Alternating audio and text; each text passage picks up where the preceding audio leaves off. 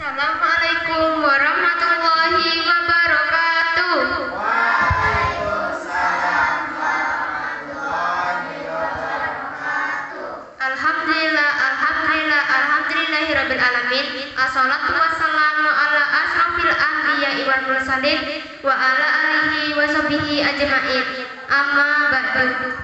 Yang kami semua hormati Pak Hermanto selaku pembimbing pengajian ayatul Quran dan semua peserta yang saya sayangi. Pertama dan paling utama, marilah kita panjatkan puji syukur kita kepada Allah Subhanahu wa taala yang telah memberikan karunia-Nya lah sehingga kita dapat berkumpul di sini dalam keadaan sehat walafiat. Salawat beserta salam marilah kita junjungkan kepada Nabi besar kita Muhammad sallallahu alaihi wasallam yang telah membawa kita dari alam jahiliyah menuju alam yang serba terang benderang seperti yang kita rasakan pada saat ini. Pada kesempatan kali ini saya akan berceramah singkat berjudul Isra Mi'raj.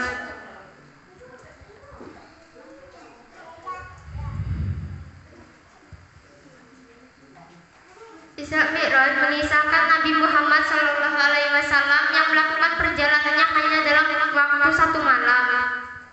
Dari sana Nabi Muhammad sallallahu alaihi wasallam mendapatkan perintah Allah Subhanahu wa taala untuk melaksanakan sholat 5 waktu.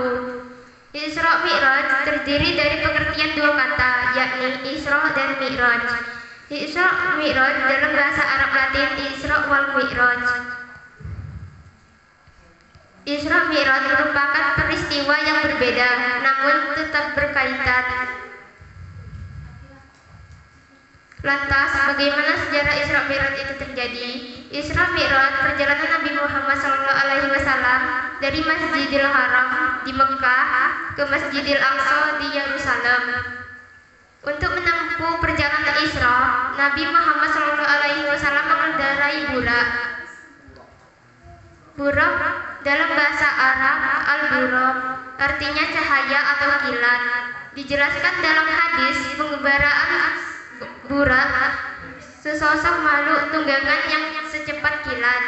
Makhluk tersebut tentu saja ciptaan Allah Subhanahu wa taala yang terbuat dari cahaya. Setelah Nabi Muhammad SAW sampai di Masjidil Aqsa, ia memimpin para nabi lainnya untuk ibadah. Mi'raj merupakan perjalanan Nabi Muhammad SAW dari bumi menuju langit ketujuh, kemudian ke Sidratul Muntaha. Nabi Muhammad SAW naik ke surga bersama Jibril.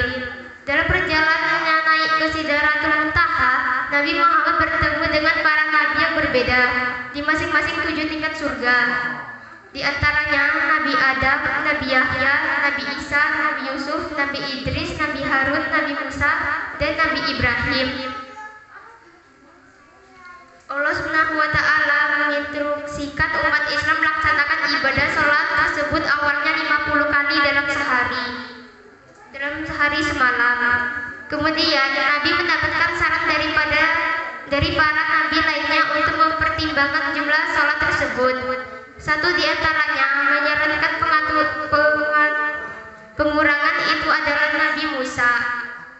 Nabi Musa memberikan saran agar Nabi Muhammad meminta keringanan kepada Allah Subhanahu wa taala. Nabi Musa berpendapat umat Islam dipimpin Muhammad tak akan sanggup menjalankan 50 kali dalam sehari semalam. Dari peristiwa ini Nabi Muhammad SAW mengalami bimbang dan sedih karena melihat umatnya. Nabi Muhammad SAW merasa malu untuk meminta keringanan kepada Allah Subhanahu wa taala. Meski begitu, dengan keteguhannya dan kebaikan umatnya, dengan kerendahannya Nabi Muhammad SAW rela kembali memohon kepada Allah Subhanahu wa taala. Sebagaimana hal ini pernah diceritakan Rasulullah SAW dalam riwayat hadis Al-Bukhari dan Malik bin Sashar radhiyallahu anhu. Rasulullah bersabda, kemudian diwajibkan padamu sholat 50 kali setiap hari. Aku kembali dan lewat di hadapan Musa. Musa bertanya, apa yang telah diperintahkan padamu? Kujawab, aku diperintahkan salat 50 kali setiap hari. Musa berkata, sungguh umatmu tak akan sanggup melaksanakan 50 kali salat dalam sehari. Dan demi Allah telah mencoba menerapkannya kepada manusia sebelummu. Aku telah berusaha keras membenahi Bani Israel dengan sungguh-sungguh. Kembalilah kepada Rabbimu dan mintalah keringanan untuk umatmu. Aku pun kembali dan Allah memberiku keringanan dengan mengurangi 10 salat. Lalu aku kembali bertemu Musa. Musa bertanya seperti pertanyaan sebelumnya.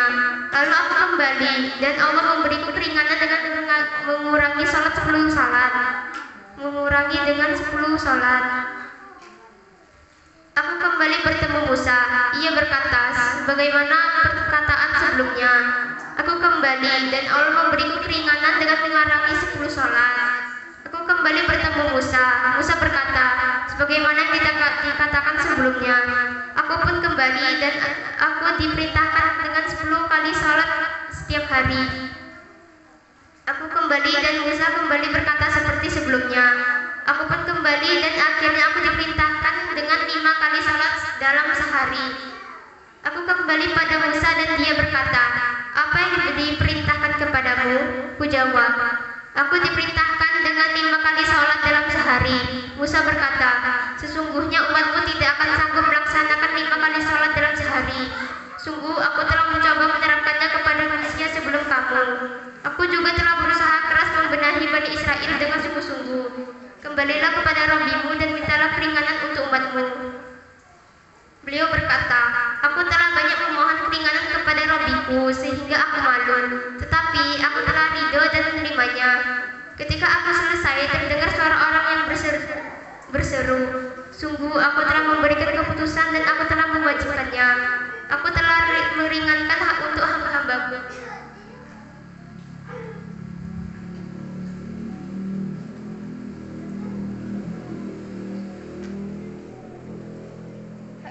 Al-Bukhari dalam kitab Fadail Ashaba 3674.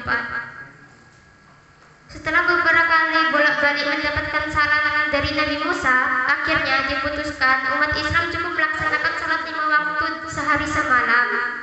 Allah Subhanahu wa taala mengabulkan permintaan keringanan Nabi Muhammad SAW tersebut. Dijelaskan dalam riwayat Allah Taala berfirman, 5 waktu itu setara dengan 50 waktu, tak akan lagi berubah keputusanku. Rasulullah SAW bersabda, aku kembali bertemu dengan Musa. Ia menyarankan, kembalilah menemui Rabbimu. Kujawab, aku malu pada Rabbiku.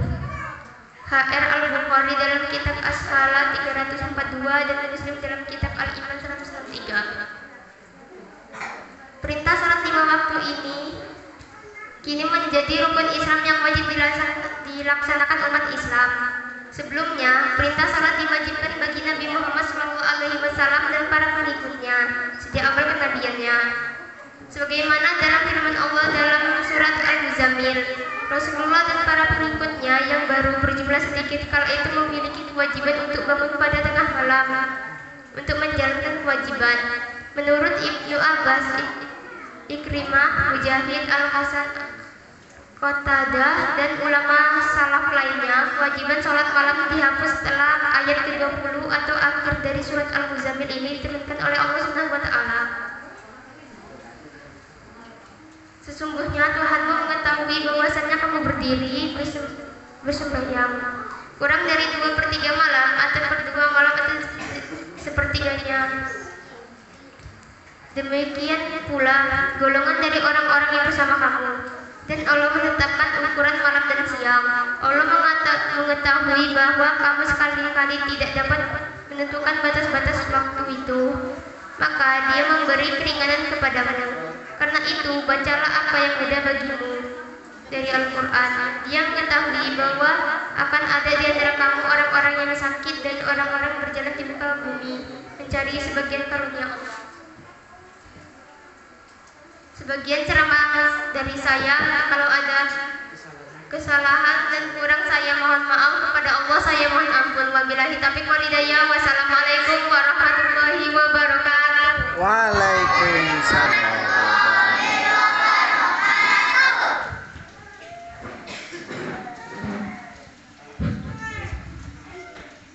Terima kasih kepada saudara